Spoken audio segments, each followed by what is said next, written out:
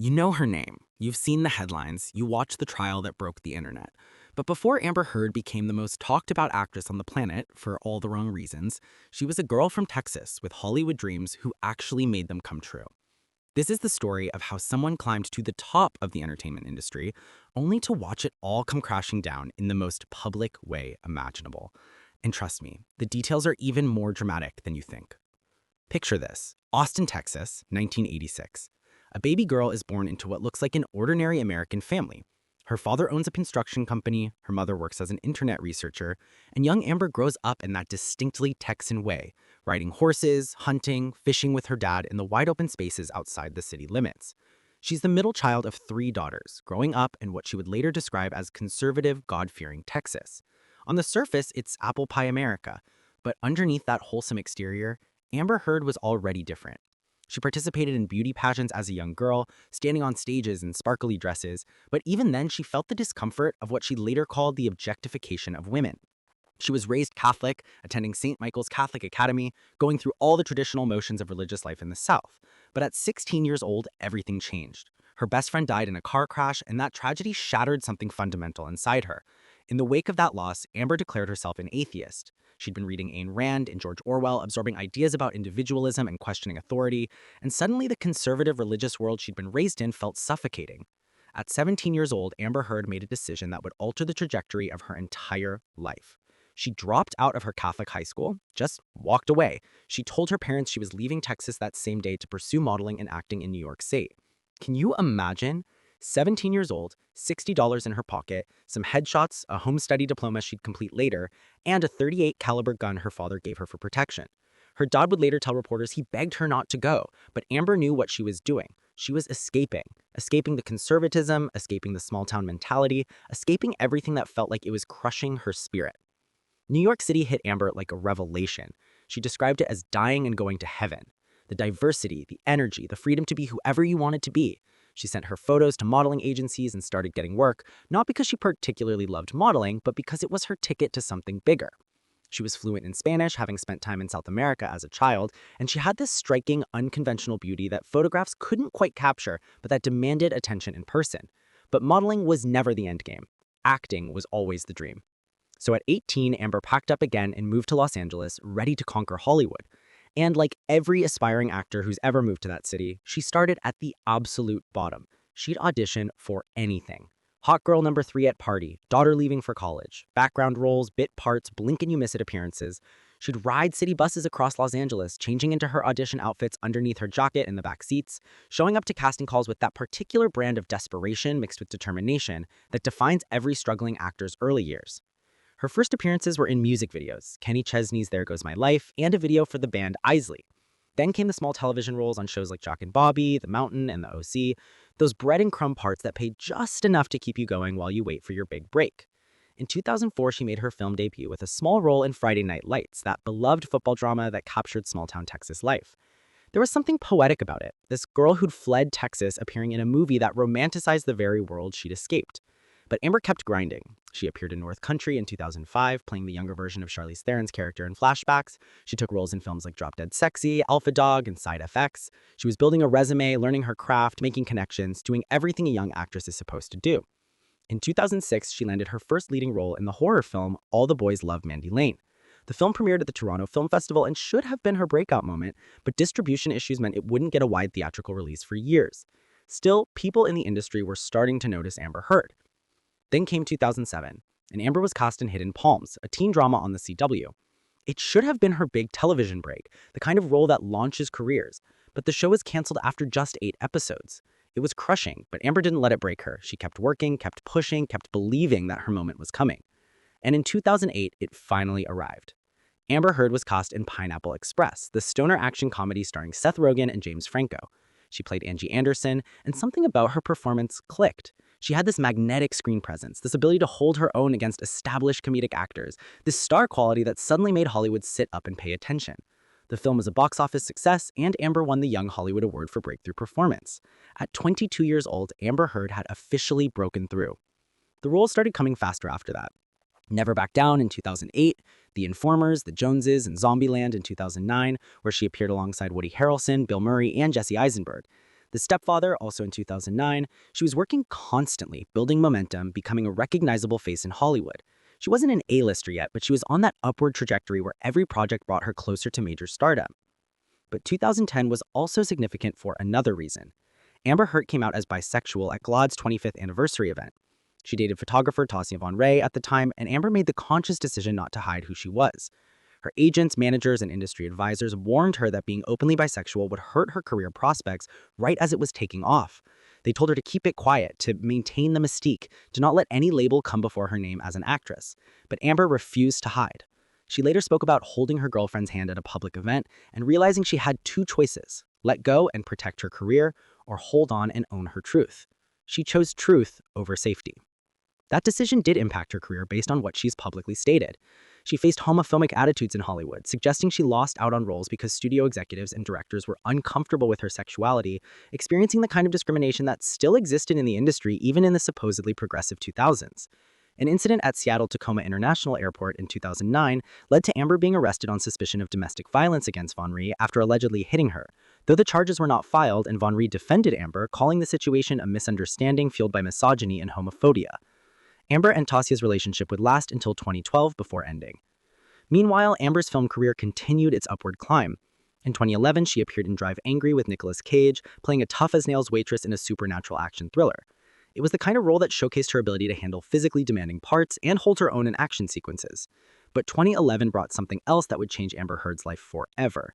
She was cast in The Rum Diary, a film adaptation of Hunter S. Thompson's novel, starring opposite a man 22 years her senior, one of the biggest movie stars on the planet, Johnny Depp. Now here's where the story gets complicated, messy, and ultimately tragic for everyone involved. Johnny Depp was in a long-term relationship with French actress and singer Vanessa Paradis at the time they shot The Rum Diary. They'd been together since 1998, had 2 children together, and seemed like one of Hollywood's stable couples. But on the set of The Rum Diary, something happened between Johnny and Amber. The nature of their connection during filming remains disputed to this day, but by 2012, Johnny and Vanessa had separated, and soon after, Johnny and Amber were publicly together. For Amber, landing Johnny Depp might have seemed like winning the ultimate prize. He was Captain Jack Sparrow, Edward Scissorhands, a quirky, brilliant actor beloved worldwide with a net worth in the hundreds of millions of dollars. For the girl from Texas who'd taken city buses to auditions just a few years earlier, this must have felt like the ultimate validation. But what looked like a fairy tale from the outside was something much darker behind closed doors. Their relationship was, by multiple accounts from both sides and those close to them, volatile from the start.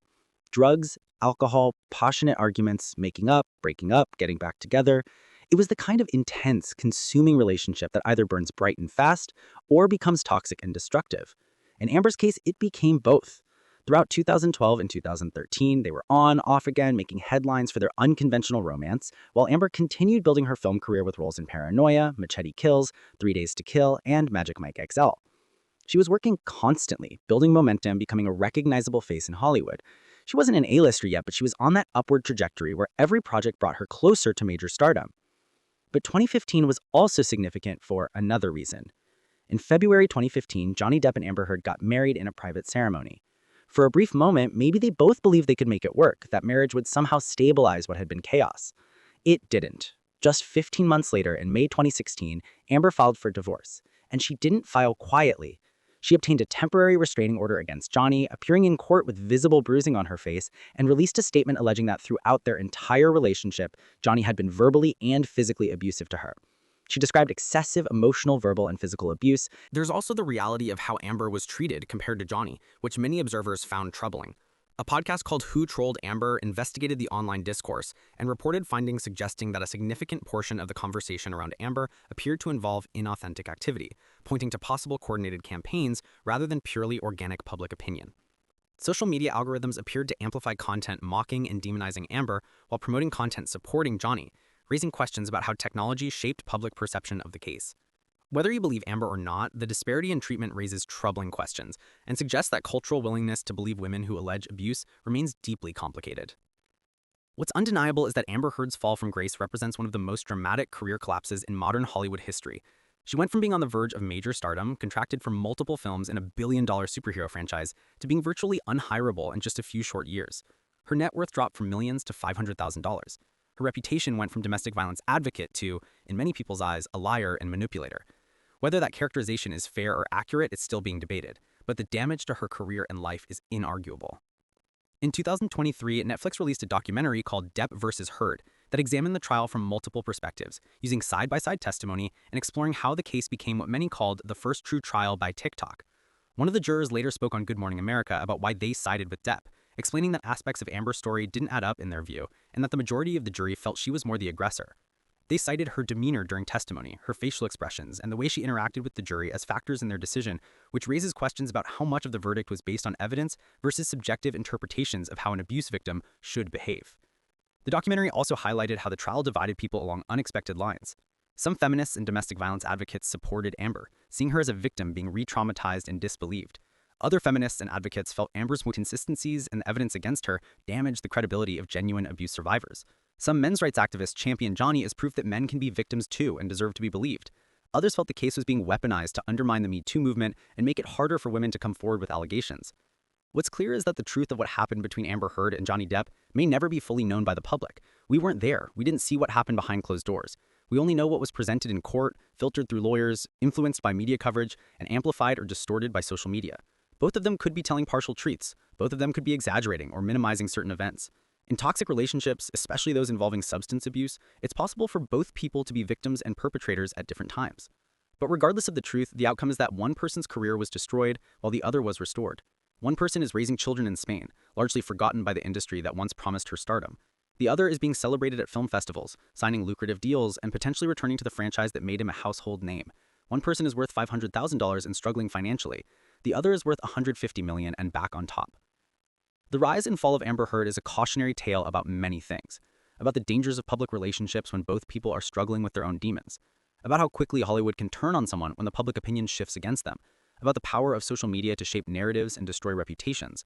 About the complexities of domestic violence and how difficult it is for the public to process situations where both parties may bear some responsibility for a toxic dynamic.